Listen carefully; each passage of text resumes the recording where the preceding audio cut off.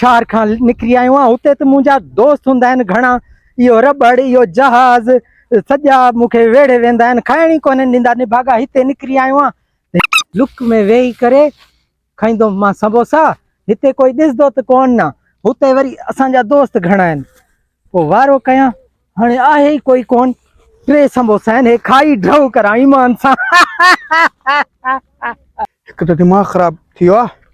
पैसा ही जेब में न, रुपयो ॿ हुजे त वञी होटल ते चांहि पियो हूंदी। यार असां वारा बि अलाए किथे घुम लॻा। अड़े आहे इहो मोगो, करे छा थो निभागो? अड़े समोसा खाए तूं? वाह मोगा वाह, इहा तुंहिंजी यारी आहे। असां तोखे होटल ते खारायूं हर शइ, तूं हिते अकेलो लॻो ठा। वाड़े मोगा वाह, वाड़े मोगा वाह। हाँ चाला हे निभागा कंहिं जाइ जा, हेॾा समोसा हे अकेलो वेही हिते खाए थो। मां खसिया पियो तोखां, हीअं लंब ॾेई छॾियई खणी, तकड़ तकड़ में खाई वए। यार खाइण पीअण जो मामलो हो न, पोइ मां छा करां? आयो त दोस्त मुंहिंजा।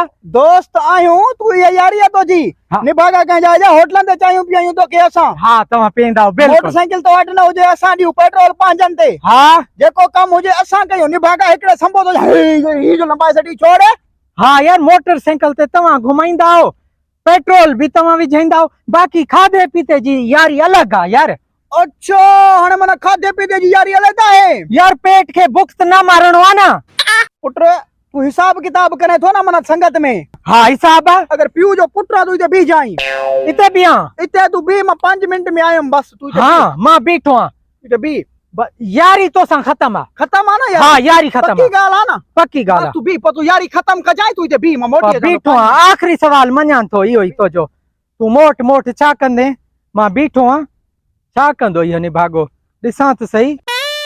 हा बीठो आहियां मां। यारी ख़त्म आहे? हा यारी ख़त्म आहे। पक्की ॻाल्हि आहे? पक्की ॻाल्हि आहे। गंजा सोचे वठ। मां सोचे वरितो आहे, मां पंहिंजी शैतानी खोपड़ी सां सोचियो आहे। हे छा आहे? पंहिंजी यारी लॻी खे 3 साल थिया आहिनि। हा 3 सालनि में जेको बि असां ख़र्च कयो आहे लिखियल थी। ओड़े निभागा मां त सम्झो तूं जाहिल आहे। 17,440 रुपयो। अड़े निभागा सॼो कुझु लिखाईंदो वएं। तूं इहो पैसा ॾे, पोइ तूं यारी ख़त्म कर बस। मां छा छा खाधो? होटलनि ते जेको बिल हलियो थी उहो असां जेको बिरयानियूं खयूं, छा चइबो मूंखे डॉक्टर छलियो, मां बिरयानी न खाईंदो। तो मुड़ुस जे करे असां जेको आहे मानी घुरायूं पिया, चांहियूं हले पियो त मां केक खाईंदुमि।